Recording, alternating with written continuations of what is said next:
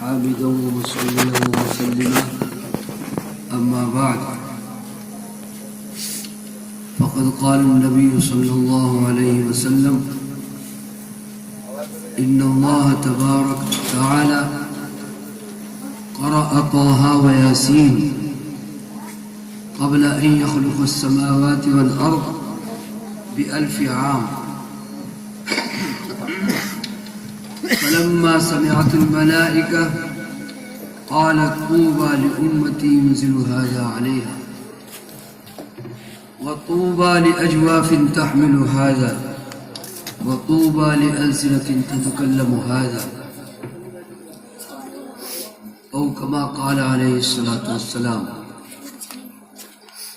قابل صد احترام علماء اعظام، بزرگوں اور بھائیوں اور عزیزوں،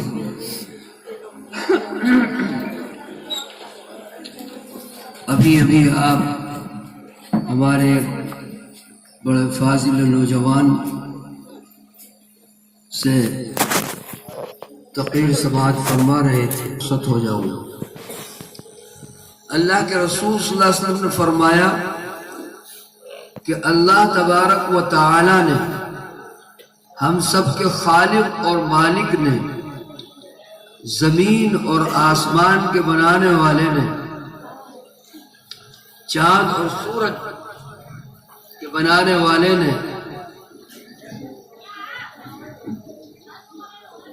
سورہ طہ اور سورہ یاسین کی تلاوت فرمائی۔ کب؟ زمین اور آسمان کے بننے سے 1000 سال پہلے۔ کچھ بھی نہیں تھا، زمین بھی نہیں، آسمان بھی نہیں، نہ شجر نہ حجر نہ پہاڑ، باری تعالی عز اسمہ تھے یا آپ کے معصوم فرشتے تھے، خود صاحب کلام باری تعالی اپنے کلام کی تلاوت فرما رہے ہیں۔ تو یہ کیا منظر ہوگا؟ اور سننے والے کون ہیں؟ اللہ کے معصوم فرشتے۔ قرآن مقدس کی تلاوت جب فرشتوں نے سنی، قرآن کریم کی حلاوت کو محسوس کیا، اس کی صداقت کو محسوس کیا، اس کی فصاحت اور بلاغت کو محسوس کیا، تو قرآن کریم کی فضیلت میں 3 باتیں کہیں۔ 3 باتیں فرشتوں نے قرآن کریم کی فضیلت میں فرمائی۔ وہ 3 باتیں بیان کرنے کے بعد میں اپنی بات ختم کروں گا۔ فرشتوں نے قرآن کریم کو سنا۔ قرآن کریم میں کہیں اللہ تبارک و تعالی کسی کام کے کرنے کا حکم فرما رہے ہیں، کہیں کسی کام سے منع کیا جا رہا ہے۔ فرشتوں نے قرآن کریم کو سن کر یہ سمجھا کہ یہ کلام ہمارے لیے نہیں ہے، بلکہ یہ تو کسی اور مخلوق کے لیے ہے، کیونکہ فرشتوں کی تو یہ شان ہے، لا یعصون اللہ ما امرهم۔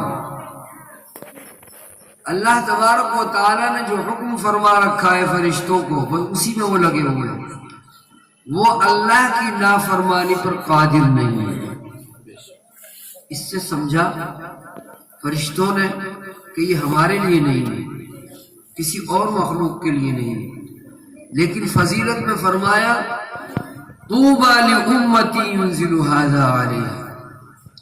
ایسی امت بڑی خوش قسمت ہوگی، ایسی امت بڑے نصیب والی ہوگی کہ جس امت پر یہ قرآن مقدس، یہ کلام مقدس نازل کیا جائے گا، یہ بڑے نصیب والی ہوگی۔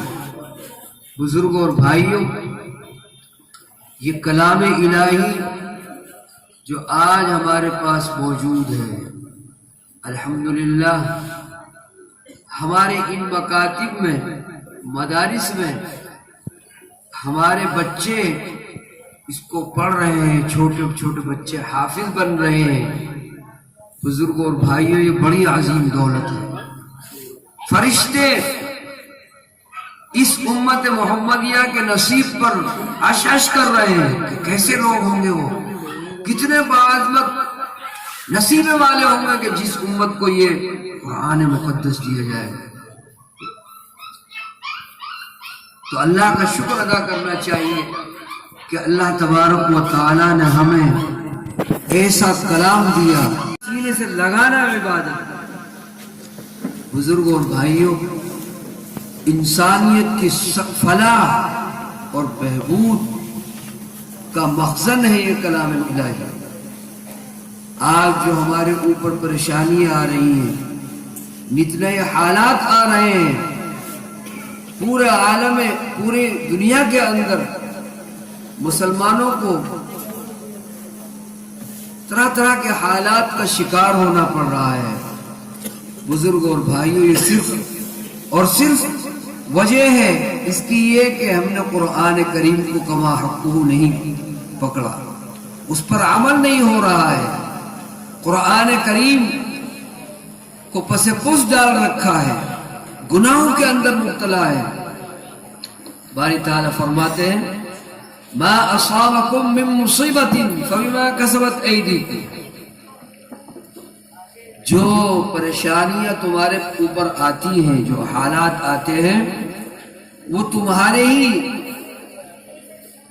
اعمال سوء کا نتیجہ ہوتی ہے، تمہارے خراب عملوں کا نتیجہ ہوتی ہے۔ وَيَعْفُو عَنْ كَثِيرٍ، اور اللہ تبارک و تعالیٰ تو بہت سے گناہوں پر گرفتی نہیں فرماتے، معاف فرما دیتے۔ جب پانی سر سے گزر جاتا ہے اور زیادہ گناہگاریاں ہوتی ہیں تو پھر اللہ کے عذاب آتے ہیں، اللہ کی طرف سے پریشانی آتی ہے، کبھی کسی شکل میں، کبھی کسی شکل میں۔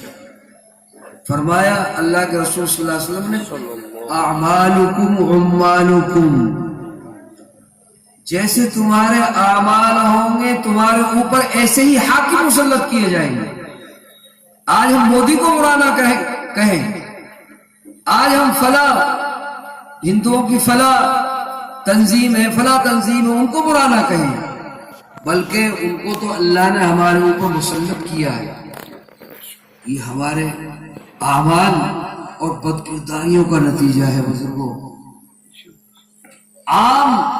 جب گناہگاری عام ہونے لگے گی، عام طور پر لوگ گناہوں میں ملوث ہوں گے، تو پھر مصیبتیں بھی عام ہی ہوں گی۔ اس لیے ہمیں اپنے حالات کو بدلنا چاہیے۔ ہمارا نوجوان طبقہ آج بہت بگڑتا جا رہا ہے، بہت بگڑتا جا رہا ہے، دین سے دوری بہت زیادہ بنا رکھی ہے نوجوان طبقے نے، اور نہ معلوم کہاں جا کر کے وہ رکے گا۔ اس لیے بزرگوں اور بھائیوں، ضرورت ہے اس بات کی کہ ہم اپنے محلوں میں، گھروں میں تنظیمیں بنائیں اور ہمارے نوجوان کھڑے ہوں کہ جو عام طور پر گناہ ہو رہے ہیں، موبائل کا سسٹم چل گیا ہے، اس میں جو ہے آدمی دیکھتا رہتا ہے، ہر